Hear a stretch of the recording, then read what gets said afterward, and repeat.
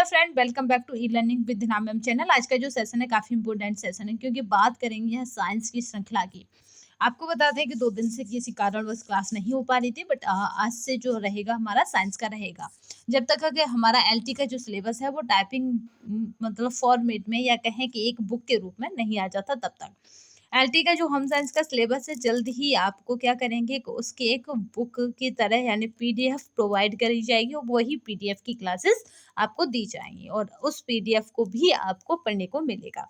यानी पीडीएफ के द्वारा आपकी क्लास पूरी होगी और पूरी पीडीएफ आपको प्रोवाइड भी कराई जाएगी।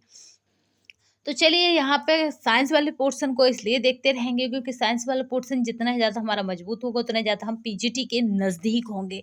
टीजीटी में इससे 3 से 5 क्वेश्चन बन जाते हैं। अगर पीजीटी की बात करें तो ये बेस ऑफ द सिलेक्शन है, यानी आपका रिटन जब ही निकलेगा जब आपका साइंस अच्छा होगा, यानी आपका जीव विज्ञान या बायोलॉजी जब अच्छी होगी तभी आपका रिटन निकलेगा, अदरवाइज नहीं निकल सकता। और बात करें एलटी की तो एलटी में भी साइंस के क्वेश्चन आते हैं।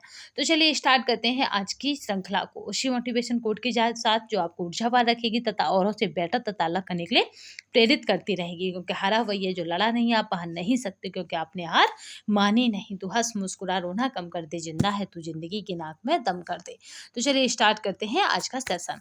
पहला क्वेश्चन कह रहा है कड़वाहट के लिए मानव जीव का संवेदनशील क्षेत्र है, यानी हमें कड़वाहट का आभास कब होता है, कब हमें लगता है कि यहाँ पे मतलब हमें कोई भी चीज़ खाते हैं और हमें कड़वी लगती है तो वो कब लगती है ये हमें बताना है। यानी हमारी जीभ का कौन सा भाग ये बता पाता है कि कोई चीज़ कड़वी है, तीखी है या किस तरह की है।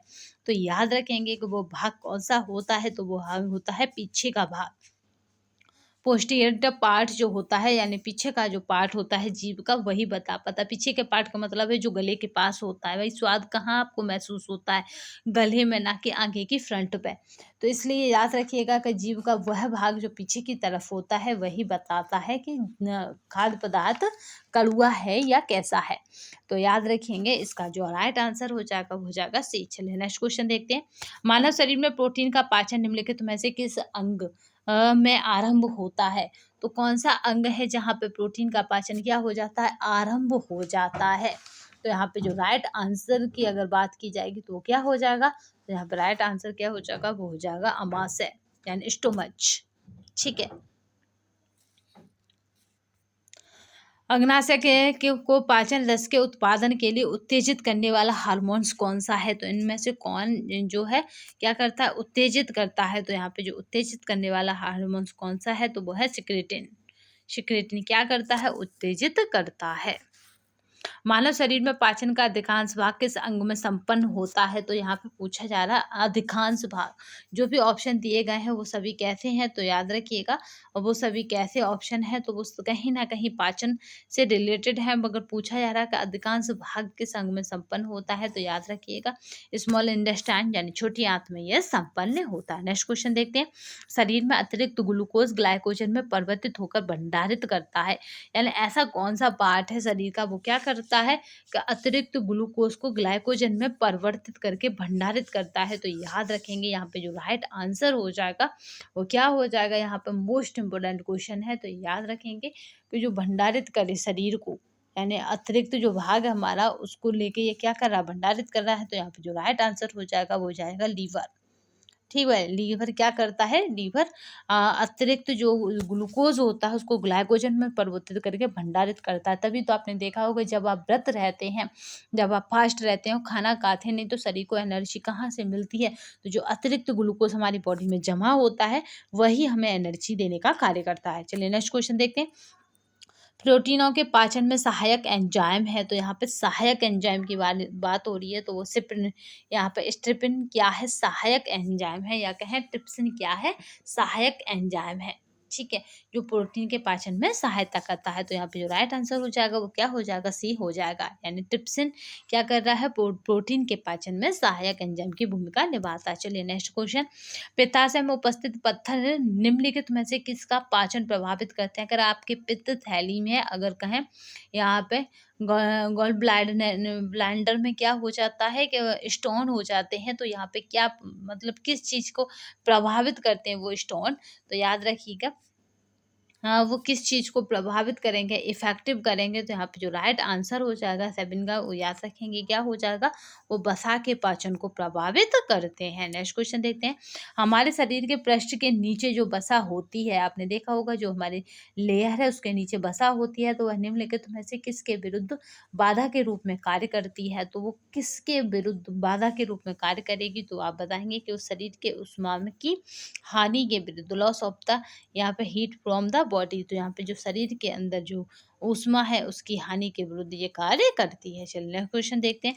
अधिकांश प्राणियों के जीवित पदार्थ का लगभग 80% पदार्थ है, तो यहाँ पे अधिकांश जो प्राणियां हैं या प्राणियों के जीवित पदार्थ का कितना 80% पदार्थ है, तो यहाँ पे जो राइट आंसर है वो क्या हो जाएगा, यहाँ पे अगर राइट आंसर 9 की बात करें तो वो हो जाएगा प्रोटीन। ठीक है, वो पदार्थ क्या है, तो वो प्रोटीन है। चलिए नेक्स्ट क्वेश्चन देखते हैं। निम्नलिखित में से कौन सा यौगिक मानव शरीर में संग्रहित नहीं रहता? तो ऐसा कौन सा यौगिक है जो मानव शरीर में क्या है, संग्रहित नहीं रहता है? तो यहाँ पे जो राइट आंसर है वो हो जाएगा अमीनो अम्ल, जो मानव शरीर में संग्रहित नहीं रहते। मानव स्वास्थ्य के लिए यहाँ पर ट्रांस वसा सामान्यतः हानिकारक समझा जाता है, क्योंकि यह स्तर कम करता है। तो अगर ट्रांस या वसा की बात करें तो ये हानिकारक समझा जाता है, तो याद रखेंगे वो होता है HDL। HDL की बात करें तो हाई डेंसिटी यहाँ पे लिपोप्रोटीन था। याद रखिएगा, एक क्लास में हम इसको डिस्कस कर चुके हैं। चलिए नेक्स्ट देखते हैं। मानव शरीर में प्रतिऑक्सी कारकों का कार्य क्या होता है? तो यहाँ पे प्रतिऑक्सी कारक पूछे जा रहा है मानव शरीर में, तो यहाँ पे जो राइट आंसर हो जाता है वो क्या हो जाता है, तो वो हो जाता है, यह मुक्त मूलकों के प्रभाव से कोशिका को बचाते हैं। तो याद रखिएगा, जो मुक्त मूलक होते हैं उनके प्रभाव से ये क्या करते हैं, कोशिका को बताते हैं। विजुअल हो रहा होगा। चलिए नेक्स्ट क्वेश्चन देखते हैं।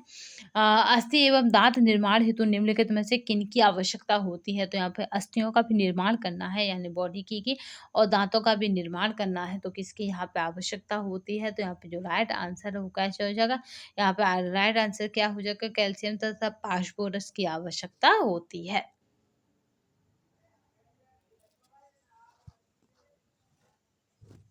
चलिए नेक्स्ट क्वेश्चन देखते हैं। ये PDF आपको हमारे टेलीग्राम तथा व्हाट्सएप पर मिल जाएगी। निम्नलिखित में से कौन सा मानव दंत केवल स्थायी दंत विन्यास में प्रकट होता है?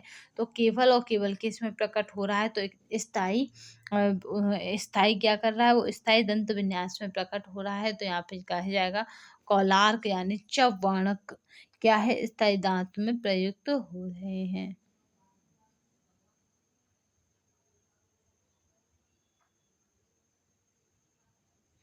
चलिए नेक्स्ट क्वेश्चन देखते हैं। मानव शरीर की सबसे बड़ी ग्रंथि है, अगर बात की जाए largest gland of the human body, तो यहाँ पे जो राइट आंसर रहेगा कि मनुष्य की सबसे बड़ी ग्रंथि कौन सी है, तो अभी जिसमें हमारा क्या होता है, एनर्जी भी, जो हमारी एनर्जी को भी स्टोर कर रखता है, जो व्रत वगैरह हम जब रखते हैं तब वो काम आती है, तो वो होता है लीवर। निम्नलिखित में से किस प्राकृतिक पदार्थों में लोहा यानी Fe विद्यमान होता है? तो प्राकृतिक पदार्थ की बात की जा रही है तो वो होता है मायोग्लोबिन। मायोग्लोबिन में क्या होता है, तो यहाँ पे आयरन विद्यमान होता है। चलिए नेक्स्ट क्वेश्चन देखते हैं। हीमोग्लोबिन के संबंध में निम्नलिखित में से कौन सा कथन सही नहीं है? तो जो हीमोग्लोबिन है उसके संबंध में कौन सा कथन सही नहीं है, तो यहाँ पे राइट आंसर क्या हो जाएगा, यह कुछ लंबे समय तक यहाँ पे क्या होता है कि जो हीमोग्लोबिन है उसका जो केसेस से एकदम ठीक है, तो यह क्या होता है, तो याद रखिए इसमें पूछा जा रहा है कि हीमोग्लोबिन के समतल निम्नलिखित में कौन सा कथन सत्य नहीं है।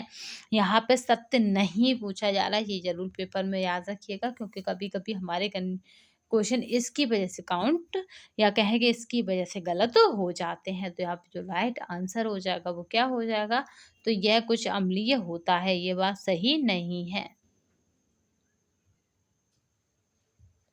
चलिए नेक्स्ट क्वेश्चन देखते हैं।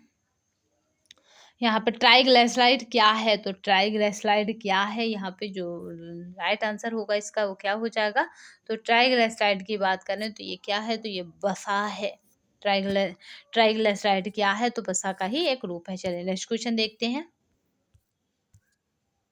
एंटीबॉडीज़ होती हैं। तो यहाँ पे एंटीबॉडीज़ क्या होते हैं, तो यहाँ पे जो राइट आंसर है वो क्या हो जाते हैं, एंटीबॉडीज़ प्रोटीन के बने होते हैं, याद रखिएगा। प्रोटीन ही क्या करती है, नए ऊतकों का निर्माण करती है, कोशिकाओं का निर्माण करती है, और जितनी भी हमारी टूट-फूट शरीर में सब प्रोटीन करती है। तो इसीलिए प्रोटीन को क्या कहा जाता है, पहला स्थान पाने वाला या पहला आने वाला। तो चलिए आज की श्रृंखला में बस इतना ही, नेक्स्ट सेशन में फिर मिलेंगे, तब तक के लिए धन्यवाद। वंदे मातरम, जय हिंद।